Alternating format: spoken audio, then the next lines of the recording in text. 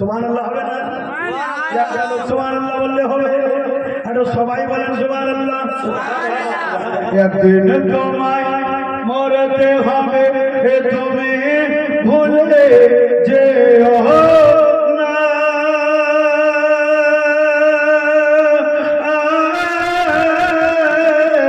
হবে মাটির বিছানা তোমার আসল ঠিকানা। গাড়ি বাড়ি টাকা করি কিছুই সঙ্গে যাবে না।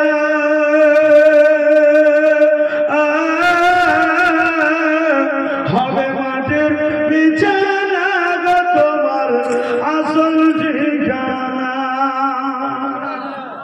কাঁদবে পিতা, কাঁদবে মাতা, কাঁদবে ভাই,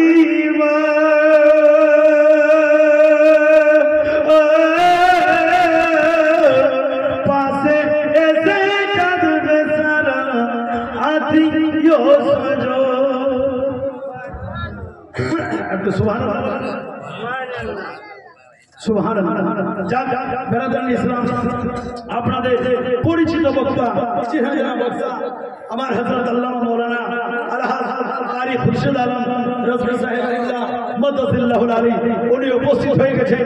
ওনার জামানে হাদিস ও কোরআনের বাণী আপনারা শ্রবণ করবেন, বলেন ইনশাআল্লাহ। এবং তারা, আমি তাদের কাছে হাত জোড় করে রিকোয়েস্ট করব, আবেদন করব, যারা দূরে আছেন একটু কাছে চলে আসেন, আর যারা কাছে চলে এসেছেন একটু ভিতরে এসে বসে যান। জোরে বলে। আর এই দিনকে বাঁচাবার জন্য, ইসলামকে বাঁচাবার জন্য ইমামে হুসাইন মদিনা থেকে কারবালায় গেছিল। আমরা কোন গোলামে হুসাইন যে ঘেটের মধ্যে আসতে পেরেছি আর এই জায়গাতে আসতে পারবো না, একটু তাদের কাছে আমার আবেদন যে তারা একটু ভিতরে এসে প্রবেশ করুন, বসে যান। নবীর মাহফিল বসলে অবশ্যই আল্লাহ পাক রব্বুল আলামিন আপনার প্রতি রাজি হয়ে যাবে। मोहब्बत से बोलिए सुभानअल्लाह।